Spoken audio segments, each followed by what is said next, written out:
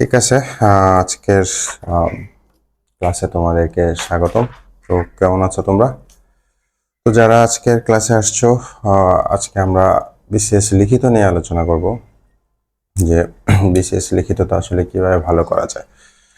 তো বিসিএস লিখিত বা যে কোনো চাকরির লিখিত একটা গুরুত্বপূর্ণ অংশ, এই কারণে যে তোমাদের যে প্রিলিম নাম্বার, এটা বেশিরভাগ সময় বেশিরভাগ চাকরির ক্ষেত্রে, বিসিএস এর ক্ষেত্রে তো অবশ্যই প্রিলিম নাম্বারটা কোথাও যোগ হবে না।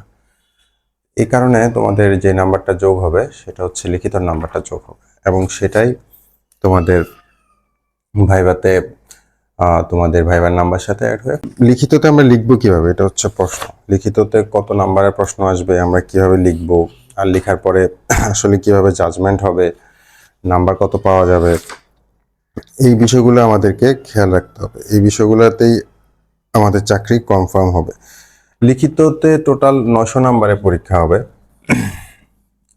আমি আগেও বলি যে 900 নাম্বারের মধ্যে অ্যাটলিস্ট 60% নাম্বার হচ্ছে সেফ স্কোর। অ্যাটলিস্ট 60% নাম্বার যদি থাকে তাহলে সেই স্কোরটাকে বলে সেফ স্কোর। হ্যাঁ,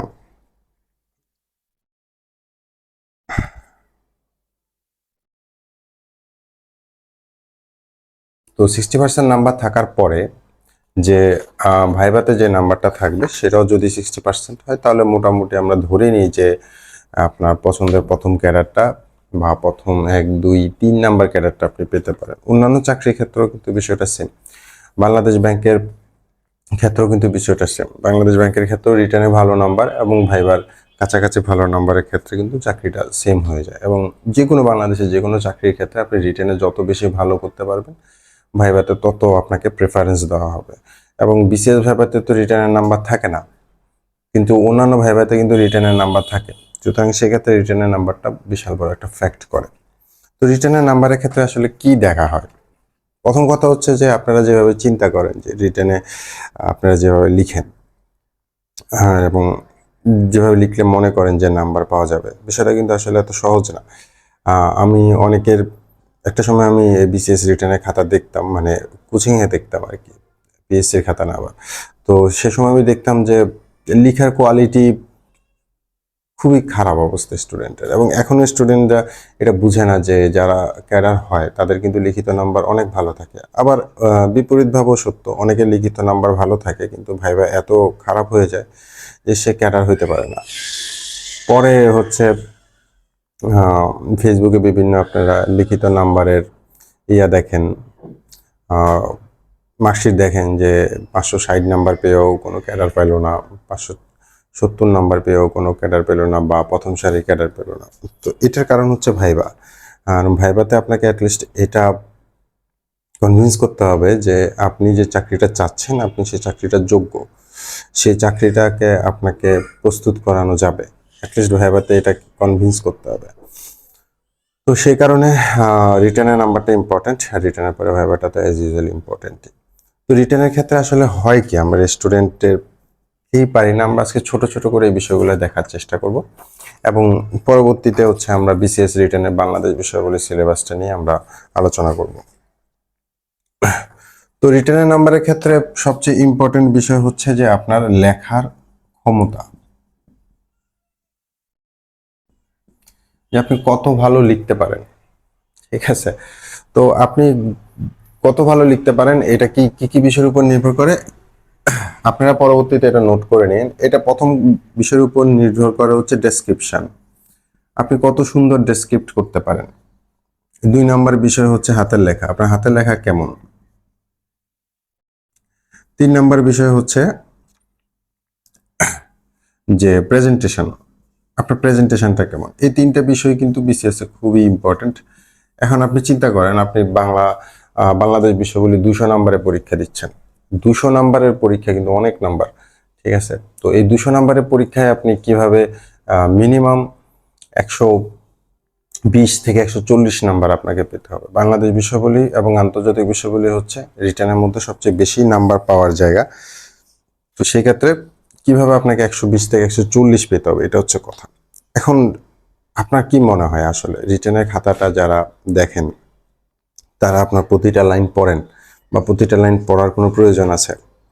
ঠিক আছে, আমরা যদি চিন্তা করি যে ওনাদের আসলে মানসিকতা কেমন বা ওনারা কেমন, আমরা কথা বলার সুযোগ হয়েছে কয়েকজনের সাথে। তো আসলে প্রথম দুই একটা প্রশ্ন দেখেই কিন্তু বোঝা যায় যে আসলে এই স্টুডেন্টের পরবর্তী প্রশ্নগুলোর রাইটিং কেমন হতে যাচ্ছে। হ্যাঁ, তো এই জন্য কিন্তু তারা প্রথম দুই একটা প্রশ্নের ধারণা নেওয়া যায়, এবং এক একজনকে অনেকগুলা খাতা দেওয়া হয়, যে খাতাগুলা মার্কিং করার শেষে একটা নির্দিষ্ট সময় দেওয়া হয়, তার মধ্যে খাতাগুলো জমা দিতে হবে। তো তার মধ্যে ওনারা ফ্রি থাকেন না, যেহেতু ওনারা ওনাদের সুযোগ সময়ের মধ্যে খাতাগুলো দেখেন। তো ওনাদের আসলে ভালো খাতা যেটা ওনাদের হাতে পড়ে ওটাকে উনি ভালো মার্কিংই করেন, আর বাকিগুলো কিন্তু অ্যাভারেজ মার্কিং হয়, আর যেটা ওনাদের কাছে ভালো লাগে না সেটা বিলো অ্যাভারেজ মার্কিং হয়। তো এখানে ভালো খাতার সংখ্যা কিন্তু খুব বেশি থাকে না। সুতরাং ভালো খাতা, যদি আপনার খাতাটা যদি সুন্দর খাতা হয়, ভালো খাতা হয়, আপনি কিন্তু এখানে বাকিদের চেয়ে অ্যাডভান্টেজটা নিয়ে নিতে পারবেন, কারণ অনেক খাতার ভিড়ে একটা দুইটা খাতায় কিন্তু ভালো কথা হয়। সুতরাং সেই বিষয়টা আপনার দেখতে হবে। সুতরাং আমরা যে প্রথম কথাটা বলছি সেটা হচ্ছে ডেসক্রিপশন। রিটার্নের সবচেয়ে বড় জিনিস হচ্ছে ডেসক্রাইব করা। আপনাকে আপনার উত্তরটা বিস্তারিত লিখতে হবে। তো বিস্তারিত লেখার সময় খেয়াল রাখতে হবে যে এখানে নাম্বার কত, এখানে কি নাম্বার 5 না 10 না 20 না 40। হ্যাঁ, এখন ধরেন দুইটা প্রশ্ন একসাথে জোড়া লাগানো, পাশে নাম্বার আছে 10। এখন আপনি কি বুঝলেন, এটা কি 5-5 ভাগ করে দেওয়া, নাকি 7-3 ভাগ করে দেওয়া, নাকি 6-4 ভাগ করে দেওয়া, নাকি 2-8 ভাগ করে দেওয়া? ওরা তো পাশে লিখে আছে শুধু 10। সুতরাং আপনাকে বুঝে নিতে হবে যে কোন প্রশ্নের উপরে এমফাসিসটা বেশি আছে, কোন প্রশ্নে আপনার নাম্বার 2 আর কোন প্রশ্নের নাম্বার 8। এটা যদি আপনি বুঝতে না পারেন, আপনি যেটা শুধু সংজ্ঞা চেয়েছে সেটাকে 3 পৃষ্ঠা লম্বা করলেন আর বাকিটাকে 2 পৃষ্ঠা করলেন, তাহলে কিন্তু আপনার নাম্বার ডিস্ট্রিবিউশন আপনি পিছিয়ে যাবেন। তো এই বিষয়টা বুঝতে হবে যে বিস্তারিত লিখবেন তখনই নাম্বার অনুসারে বিস্তারিত লিখবেন। এখন ধরেন যে একটা প্রশ্ন আসলো 5 নাম্বারের, ধরেন একটা প্রশ্ন আসলো পরিবেশ দূষণ 5। এখন আপনি হচ্ছে গিয়ে ওটা 1 পৃষ্ঠা লিখে শেষ করে দিলেন। আরেকজন পরিবেশ দূষণ লিখলো 2.5 পৃষ্ঠা, তার ওখানে কিছু ডেটা আছে, তার ওখানে কিছু ম্যাটেরিয়ালস আছে। তো সেই ক্ষেত্রে আপনি 5-এ হয়তো 3 পাবেন, 2 পাবেন, কিন্তু সে কিন্তু 5-এ ঠিকই 4 পাবে। এভাবে প্রত্যেকটা প্রশ্নে 1-2 নাম্বার করে বাড়তে বাড়তে ফাইনালি কিন্তু তার সাথে গ্যাপ হয়ে যাবে 15-20 নাম্বারের। অথচ দুইটাই কিন্তু ভালো খাতা, আপনিও লিখেছেন, কিন্তু সে শুধু নাম্বার অনুসারে একটু বাড়িয়ে লিখেছে। তো এই যে গ্যাপটা 15-20 নাম্বারে হয়ে গেল, এটা আপনি কোনোভাবেই আর মিনিমাইজ করতে পারবেন না, যদি স্টুডেন্ট ম্যাথে বা সায়েন্সে খুব খারাপ না করে আর কি। তো এই বিষয়টা বিসিএস রিটার্নের ক্ষেত্রে খুব ইম্পর্টেন্ট। প্রত্যেকটা বিষয়, যতটা বিষয় বিসিএস এর রিটার্নে আছে, বাংলা থেকে শুরু করে শেষ পর্যন্ত সায়েন্স পর্যন্ত, প্রত্যেকটা বিষয়ের জন্য এমনভাবে প্রস্তুতি নিতে হবে যেন পরীক্ষার সময় প্রত্যেকটা প্রশ্ন স্পেশালি আনসার করা যায়, এবং প্রত্যেকটা প্রশ্ন পড়ে পরীক্ষকের এটা মনে হয় যে হ্যাঁ, এই খাতাটা পড়ে আজকে ভাল লাগছে, এই খাতাটা পড়ে সুন্দর লাগছে, এই খাতাটার থেকে অনেক কিছু জানতে পারছি, আমি যেটা জানতে চাচ্ছি এই খাতায় সেই জিনিসগুলো আছে। এই জিনিসটা যতক্ষণ আপনার ভিতরে, মানে আপনার খাতার ভিতরে না থাকবে, ততক্ষণ পর্যন্ত কিন্তু আপনি নাম্বার পাবেন না। বিসিএস রিটার্নে যদি আপনি নাম্বার না পান, তাহলে কিন্তু কোনো লাভই থাকবে না। তো আজকে এখন আমরা শিখবো যে কিভাবে ডেসক্রিপ্ট করতে হয়, একটা জিনিসকে কিভাবে ডেসক্রিপ্ট করতে হয়। এটা হচ্ছে ব্যাংকে যারা লিখেন, ব্যাংকে যখন কোনো প্রশ্ন আসে বা রিটার্নে আসে, তখন একটা মজার জিনিস হচ্ছে ব্যাংক রিটার্নের জন্য হয়তো জায়গা ঠিক করে দেয় যে এইটুকু জায়গার ভিতরে লিখতে হবে। এইটুকু জায়গার ভিতরে দেখা যায় অনেকে এমনভাবে শুরু করেন ভূমিকাতে, পরে যখন সে তার মূল বডিতে আসে সে বুঝতে পারে যে আসলে সে জায়গা নষ্ট করে ফেলছে। তো এই জন্য ডেসক্রিপশনটা খুব ইম্পর্টেন্ট, যে ডেসক্রিপশনে কিভাবে লিখতে হবে। তো আমি একটা আইডিয়া লাইন দিব, আসলে এই আইডিয়া লাইন অনুসারে আপনারা আপনাদের রিটার্নের প্রশ্নগুলো সাজাবেন।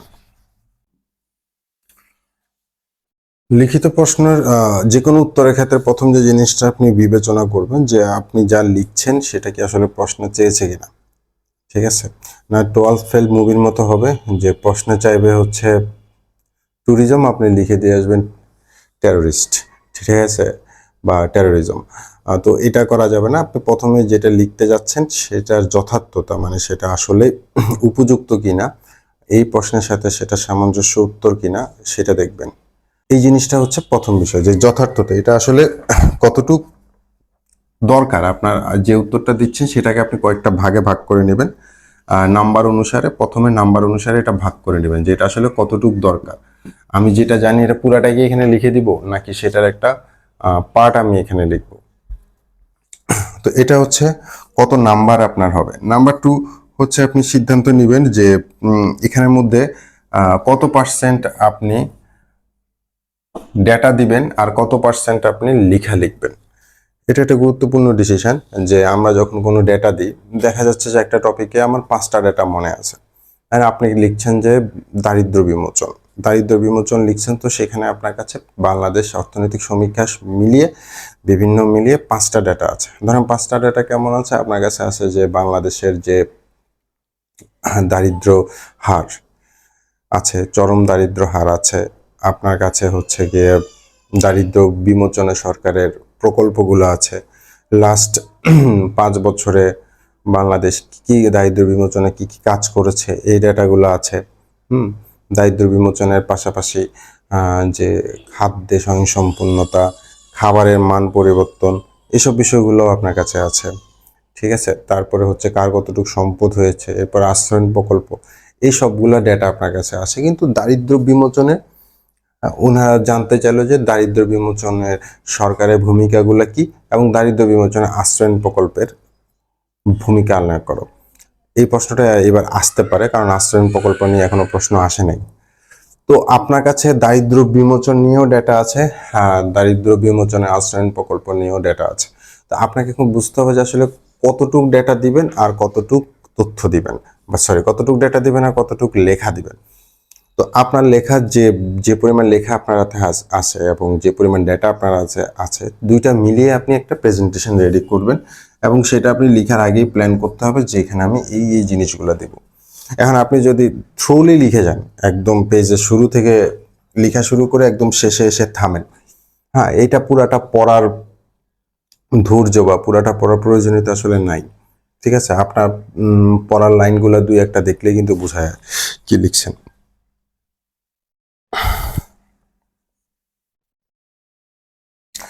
এবার 2 নম্বর বিষয় হচ্ছে তথ্য। আপনি তথ্যগুলো আসলে কিভাবে দিবেন।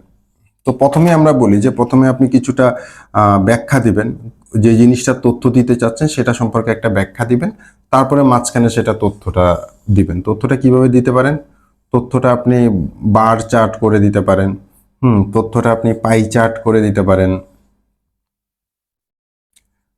তথ্যটা আপনি টেবিল করে দিতে পারেন। ঠিক আছে, তো এটা হচ্ছে তথ্য দেওয়ার নিয়ম।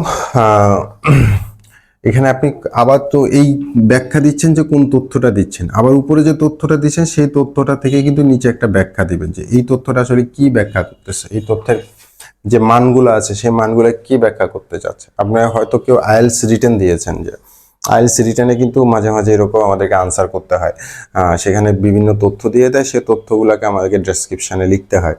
তো এই তথ্য থেকে ব্যাখ্যা দিলেন, পরবর্তীতে আপনি ব্যাখ্যাটা আসলে কি কাজে দিলেন, এখান থেকে আসলে কি সিদ্ধান্ত আসতেছে।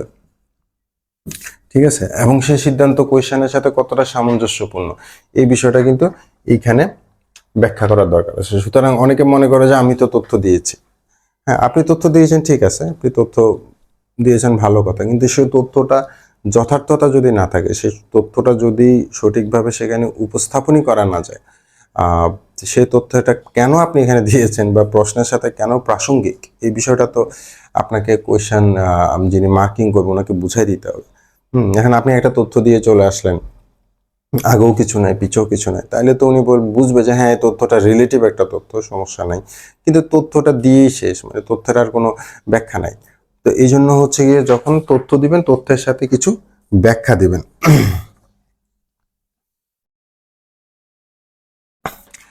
এখন অনেকে করে কি, প্রচুর পরিমাণে তথ্য দিয়ে দেয়, প্রচুর পরিমাণে তথ্য দিয়ে দেয়। ঠিক আছে, তো অনেক এত বেশি তথ্য দিয়ে দেয় যে প্রশ্নে লেখার চেয়ে তথ্য বেশি, প্রয়োজনের চেয়ে তথ্য বেশি। হ্যাঁ, কেউ হচ্ছে শিক্ষার মানের তথ্য চাইছে, প্রাথমিক বিদ্যালয় শিক্ষার মান, মাধ্যমিক বিদ্যালয় শিক্ষার মান, কলেজে শিক্ষার মান, বিশ্ববিদ্যালয় শিক্ষার মান, শিক্ষার পরে স্নাতক পেয়ে কয়জন চাকরি পায় নাই, বেকারত্ব, শিক্ষার পরে ওই সেক্টরে কয়জন চাকরি করতেছে না, হ্যাঁ, শিক্ষকের মান, শিক্ষকের টাইম ঘন্টা, কেন ড্রপ আউট, অনেক অনেক অনেক তথ্য দিয়েছে, পুরা তথ্যের বর্ষণ করে দিছে, মানে পুরা তথ্যের বৃষ্টি বসায় দিছে, তথ্যের বন্যা হয়ে গেছে বলতে পারেন। তো এই টাইপের এত তথ্য কিন্তু আবার প্রশ্নের মান খারাপ করে ফেলে। আপনি প্রশ্নের সাথে রিলেটেড থাকবে, যতটুকু তথ্য দিলে প্রশ্নটাকে সুন্দরভাবে সাজানো সম্ভব, আর্গুমেন্ট করা সম্ভব, আপনার যুক্তিটা এস্টাবলিশ করা সম্ভব, ঠিক ততটুকু তথ্যই আপনি দিবেন। এর বেশি তথ্য আপনার দেওয়ার কোনো দরকার নেই। এখন আমি তথ্যের সাথে ব্যাখ্যাও দিতে হবে। শুধু তথ্যের পরে তথ্য দিলে হবে না। আপনি একটা তথ্য কেন দিচ্ছেন? আপনি শিক্ষার মান ব্যাখ্যা করতেছেন বা শিক্ষার নীতি ব্যাখ্যা করতেছেন।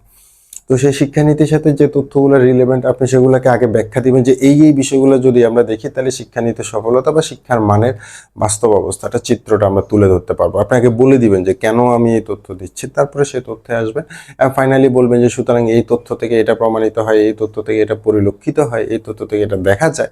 সব কিছু দেখায় আপনি ডিসিশন নেবেন যে এই জায়গায় পরিবর্তন আনা প্রয়োজন এবং সেই জায়গাটাতে পরিবর্তন আনলে শিক্ষার মান বৃদ্ধি পাবে।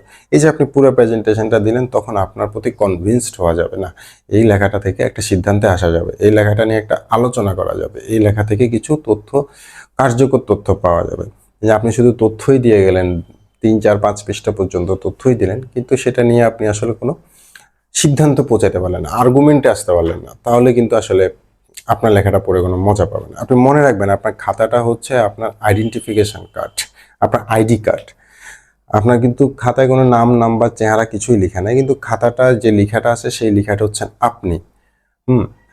পরীক্ষক যখন খাতাটা পড়ে তখন কিন্তু আপনার লেখাগুলো পড়ে এবং আপনার সাথে কথা বলার চেষ্টা করে, আপনার ভিতরে কি আছে সেটা পরীক্ষক বোঝার চেষ্টা করে। পরীক্ষক কিন্তু চিন্তা করে যে এই লেখাটা যেমন এই মানুষটাও তেমন, এই মানুষটা যদি লেখার মাধ্যমে যুক্তি উপস্থাপন করতে পারে তাহলে এই মানুষটা বাস্তবে যুক্তিবাদী।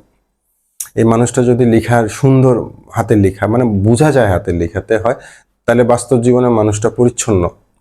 এটা একটা কল্পনা করে আর কি, মনে হয় যারা মার্কিং করে তাদের একটা পারসেপশন তৈরি হয় আপনার সম্পর্কে। পারসেপশন ভালো হলে অনেক দুর্বল লেখাও ভালো নাম্বার পেয়ে যায়, আর পারসেপশন খারাপ হলে আপনার সবল লেখাও ভালো নাম্বার পাবে না। তো এটা ছিল 3 নাম্বার বিষয়, যে 2 নাম্বার বিষয় যে তথ্য কেমন হবে এবং অ্যাক্সেস তথ্য ব্যবহার করা যাবে না। তো এবার আসেন 3 নাম্বার বিষয়টা। 3 নাম্বার বিষয়টা হচ্ছে হেডলাইন, যেটা আমার খুব পছন্দের বিষয়, বা 5 লাইন বলি আমরা এটাকে, হেডলাইন। তো হেডলাইন বিষয়টা হচ্ছে গিয়ে অনেকেই ফলো করেন না, ঠিক আছে? যেমন ধরেন আপনার একটা প্রশ্ন আসলো রোহিঙ্গা সমস্যা।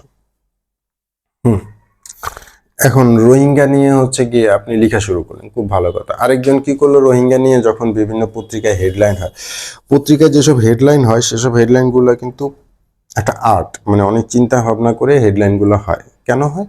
কারণ এই হেডলাইনগুলোতে কিন্তু আপনার পাঠককে আকৃষ্ট করার একটা বিষয় থাকে, যে হেডলাইনগুলো দেখে পাঠক পত্রিকা কিনবে অথবা পাঠক পত্রিকার এই কলামটা হেডলাইন দেখে পড়বে।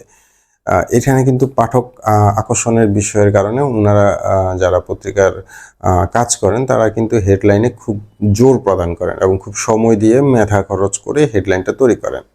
তো সেই হেডলাইনটা আপনি যদি কোনোভাবে কালেকশন করতে পারেন এবং মনে রাখতে পারেন, আপনি আপনার পরীক্ষায় রিলেটেড প্রশ্নের উপরে লিখে দেবেন। সেই হেডলাইনটা একদম হুবহু হেডলাইন, আপনাকে হেডলাইন বানাইতে হবে এবং সেখানে অনেক কাব্যিক কথাবার্তা থাকে, অনেক আর্টিস্টিক ওয়েতে সেটাকে এক্সপ্লেন করা থাকে। যেমন রোহিঙ্গা সমস্যা, হ্যাঁ, আপনার রোহিঙ্গা সমস্যার অনেকগুলো সুন্দর সুন্দর হেডলাইন ওইখানে লেখা থাকে। হ্যাঁ, যে রোহিঙ্গা কক্সবাজারের পরিবেশ নষ্ট, বা রোহিঙ্গা কক্সবাজারের উপরে চাপ, রোহিঙ্গা আমাদের অর্থনীতির উপরে চাপ, হ্যাঁ, বা রোহিঙ্গা সমস্যা মানবতা না আত্মঘাতী, এই টাইপের অনেকগুলা হেডলাইন ওইখানে থাকবে। তো সেই হেডলাইন যদি আপনি নিয়ে আসেন এবং প্রশ্নের শুরুতে একটা নীল কালার দিয়ে হেডলাইনটা লিখে 2 পাশে কোটেড কমা দিয়ে আপনি যদি সুন্দর করে শুরু করেন, একটু গ্যাপ দিয়ে পরবর্তী আপনার লেখা শুরু করেন, তাহলে বোঝা যাবে যে আপনি একটা নিবন্ধ লিখতে যাচ্ছেন, you are going to write article. তো এই আর্টিকেল, সুন্দর সুন্দর আর্টিকেল যেমন আমরা পড়ি, আপনাদের যারা খাতা মার্কিং করবেন তারা হচ্ছে প্রতিদিনই আর্টিকেল পড়েন, চাকরির প্রয়োজনেও পড়তে হয়, আর অনেকের বাস্তব অভিজ্ঞতা মানে আগ্রহ থাকে, আবার অনেক আর্টিকেল লিখেনও।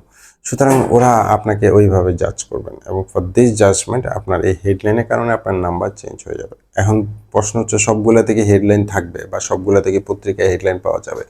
আপনি যখন হেডলাইন কালেকশন করা শুরু করবেন এবং সেগুলোকে ব্যবহারের জন্য আপনি যখন মেমোরাইজ করা শুরু করবেন, আপনার ভিতরে এক ধরনের ইনটিউশন তৈরি হবে হেডলাইন তৈরি করার।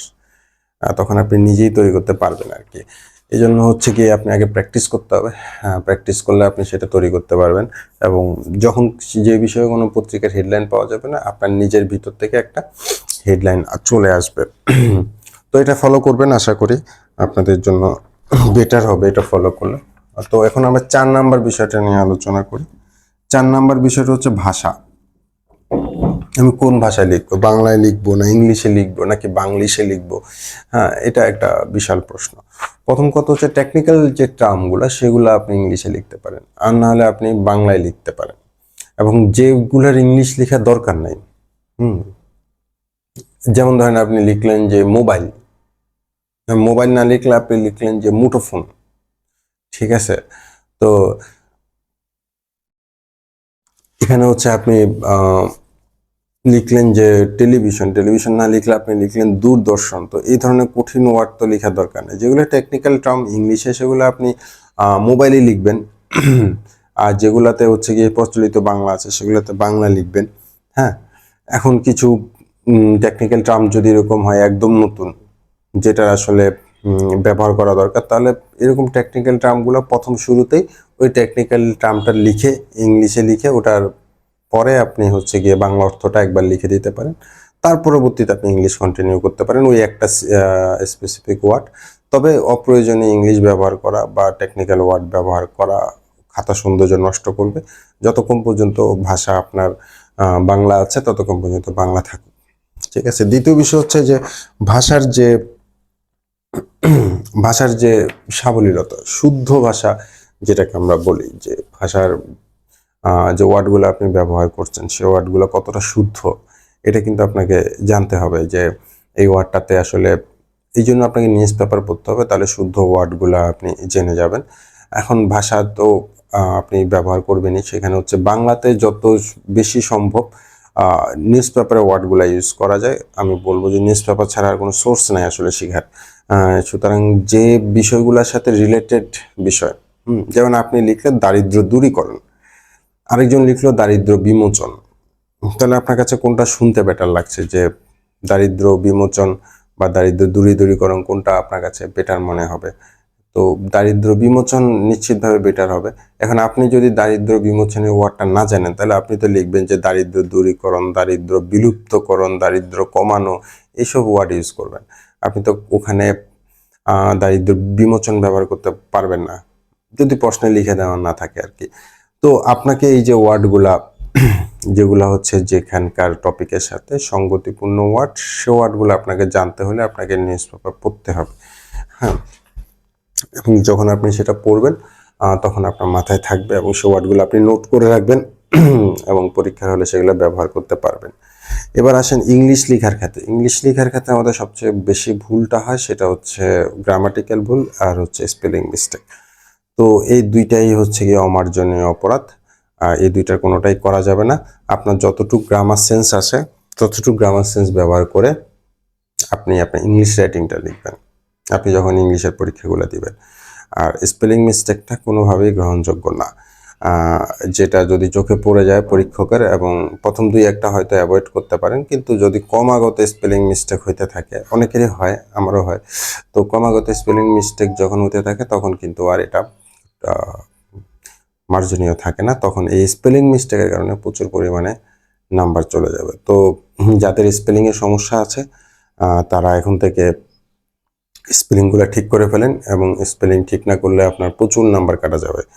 এবং গ্রামাটিক্যাল যাদের সমস্যা আছে, বিশেষ করে যাদের first tense, present tense, third person singular number, এই ধরনের সমস্যাগুলো হয়, তারা সিরিয়াসলি এই বিষয়টা আপনারা দেখেন, না হলে কিন্তু পরীক্ষকের চোখে যদি পড়া শুরু করে তাহলে হচ্ছে আপনার নাম্বার হচ্ছে গিয়ে খুবই কম চলে আসবে। তো এটা গেল হচ্ছে গিয়ে ফাইনাল কথা। এখন ফাইনালি হচ্ছে গিয়ে যখন আমি আপনাদেরকে তথ্য যখন লিখবেন, আমি আপনাদেরকে বলছি যে এখানে 900 নাম্বারের পরীক্ষা হবে, এবং 900 নাম্বারের পরীক্ষা আপনাকে লিখতে হবে। সুতরাং আপনার লিখার অভ্যাস থাকতে হবে। আর আপনি পড়েই গেলেন আর ভাবলেন যে পরীক্ষা আসলে আমি সব লিখে ফেলবো, কিন্তু আপনি যখন পরীক্ষা দিতে গেলেন দেখলেন যে আপনার হাতের স্পিড খুব স্লো, আপনি লিখতে পারতেছেন খুব স্লো, আপনি তখন প্রেশার দেওয়ার চেষ্টা করলেন, হাত ব্যথা করা শুরু করলো। বা শরীর আপনার এই প্রেশারটা নিচ্ছে না, তখন কিন্তু আপনি এটা করতে পারবেন না। সুতরাং টানা 3 ঘন্টা, টানা 4 ঘন্টা আপনার লেখার অভ্যাস থাকতে হবে, এবং সেটা আপনার প্রথম 1-2টা পরীক্ষার সমস্যা হবে, পরের পরীক্ষাগুলোতে আসলে আপনার অভ্যাস চলে আসবে। সুতরাং প্রথম পরীক্ষাগুলোতে ইম্পর্ট্যান্ট, প্রথম পরীক্ষাগুলোতে এই প্রবলেমটা সলভ করার জন্য আগে থেকে লেখার অভ্যাস, দৈনন্দিন 1-2-3 ঘন্টা লেখার অভ্যাস করতে হবে, এবং কোনো একটা টপিক তৈরি করে সেটা দ্রুত লিখে ফেলতে হবে, এবং সেটা যদি পুরো হয় আবার সেটাকে পুনরায় লিখে ফেলেন প্রয়োজনে, তাহলে আপনার লেখার অভ্যাসটা হবে। আর দ্বিতীয় কথা হচ্ছে, যাদের লেখা স্লো, আমার মতো যাদের লেখা স্লো, মানে আপনি লিখতে পারেন খুব আস্তে আস্তে, তারা কিন্তু বিপদে আছেন, কারণ সময়ের সাথে সবগুলো প্রশ্ন কভার করতে হবে। সুতরাং আপনার যখন লেখা স্লো, আপনি চেষ্টা করবেন যে লেখাটার মান বৃদ্ধি করার জন্য আপনি চেষ্টা করবেন যে সময়ের মধ্যে যেন আমি সবগুলা লেখা কমপ্লিট করতে পারি। যেহেতু আপনার লেখা স্লো, আপনাকে কম লিখে কমপ্লিট করতে হবে, কারণ আপনার লেখাতে এখন আর ফাস্ট করা যাবে না। ফাস্ট করলে আপনার হ্যান্ডরাইটিং বাজে হয়ে যাবে, আর হ্যান্ডরাইটিং এতটাই বাজে হয়ে যদি যায়, সেটা পড়াই না যায়, তাহলে আসলে ওই পরীক্ষা দিয়ে আসার কোনো মানেই হয় না। আপনাকে 5-এ 1, 1.5, 2.5 এরকম ধরাই, 2.5 তো অনেক বেশি বলে ফেলছে, 1, 1.5, 2 এরকম ধরাই দিবে। তার মানে আপনার নাম্বার 50%-এর নিচে আসবে শুধু হ্যান্ডরাইটিং এর কারণে। বাকি যে নাম্বার দরকার ছিল, অর্থাৎ আপনার অ্যাটলিস্ট 60-65% নাম্বার দরকার ছিল, সেটা তো আপনি পাবেনই না, আপনার নাম্বার নেমে যাবে 50%-এর নিচে। অথচ আপনার খাতাটা খুব ভালো ছিল, শুধু হ্যান্ডরাইটিং এর কারণে জিনিসটা নষ্ট হয়ে গেল। সুতরাং যাদের লেখা স্লো, তারা ফাস্ট করার চেষ্টা করেন না, ফাস্ট হবে না। আর যদি ফাস্ট হয়ে যায়, হ্যান্ডরাইটিংটাকে মানসম্মত বজায় রেখে, হ্যান্ডরাইটিংয়ের চেহারা ভালো থেকে যদি ফাস্ট হয়ে যায়, তাহলে তো ওয়েলকাম, আপনি ফাস্ট করেন। আর যদি না হয়, তাহলে আপনি লেখার মান বাড়ান, অর্থাৎ কম লিখেও যেন ভালো নাম্বার যেন পান, ওই অবস্থায় নিয়ে আসেন। দ্বিতীয়ত হচ্ছে, ভাষা যেন একটা প্রবাহর মতো হয়, অর্থাৎ আপনার লেখা পড়ে যেন পরের লাইনটা পড়তে ইচ্ছা করে, এই টাইপের লেখা, অর্থাৎ আগের লাইনের সাথে পরের লাইনে যেন লিঙ্ক থাকে। আমরা অনেককে বলি না, যে আপনারা হয়তো শুনছেন যে এই উপন্যাসটা পড়তে খুব ভালো লাগছে, এদেরকে আমরা বলি কথা সাহিত্যিক। যেমন হুমায়ুন আহমেদ স্যার হচ্ছেন একজন কথা সাহিত্যিক। তো কথা সাহিত্যিকের কথা মানে পড়তেই ভালো লাগে, পড়েই যাচ্ছেন, পরের লাইন, এক লাইন পরে আবার পরেরটা পড়তেছেন, আগের লাইন পরে পরের লাইন পড়তেছেন, কারণ হচ্ছে আপনাকে কথার মধ্যে আটকায় ফেলছে, কথার জালে জড়ায় ফেলছে। তো এই যে কথা সাহিত্যিক, ওনাদের যে লেখার ক্ষমতা, সেটা হচ্ছে প্রথম লাইনের সাথে দ্বিতীয় লাইনের যে একটা লিঙ্ক থাকে, একটা প্রবাহ থাকে। আপনার লেখাতেও এরকম যেন একটা প্রবাহ থাকে। এই প্রবাহ না থাকলে আপনি আসলে, আপনার লেখা প্রথম লাইন এক ধরনের হয়, দ্বিতীয় লাইন অন্য টপিক নিয়ে অন্য অন্য ধরনের হয়, প্রথম এবং দ্বিতীয় লাইনের মধ্যে কোনো সংযোগ নাই, প্রথম পারা দ্বিতীয় পারার মধ্যে কোনো সেপারেশন নাই। হ্যাঁ, তাহলে কিন্তু আসলে আপনার লেখাটা কোনো সুখপাঠ্য হবে না আর কি, মানে লেখাপড়া আনন্দদায়ক হবে না। তো এটা ছিল মোটামুটি রিটেনের প্রস্তুতির আগে আপনার যে বিষয়গুলো ধারণা করতে হবে, যে বিষয়গুলো জানতে হবে। এখন আমরা পড়বো যে রিটেনের বাংলাদেশ বিষয়গুলি। সব সিলেবাস নিয়ে আমি ব্যাখ্যা করব না, কারণ সবগুলো আমি পারি না, এক্সপার্ট না। আমরা বাংলাদেশ বিষয়গুলো এবং আন্তর্জাতিক বিষয়গুলো, অর্থাৎ 300 নাম্বারের 900 নাম্বারের মধ্যে আমরা 300 নাম্বারে 33% নাম্বারের কথা নিয়ে আলোচনা করব, যে বাংলাদেশ বিষয়গুলিতে কি পড়বেন, কি পড়বেন না, আন্তর্জাতিক বিষয়গুলিতে কি পড়বেন, কি পড়বেন না। তাহলে আপনারা প্রস্তুতি নেন বাংলাদেশ বিষয়গুলি পড়ার জন্য।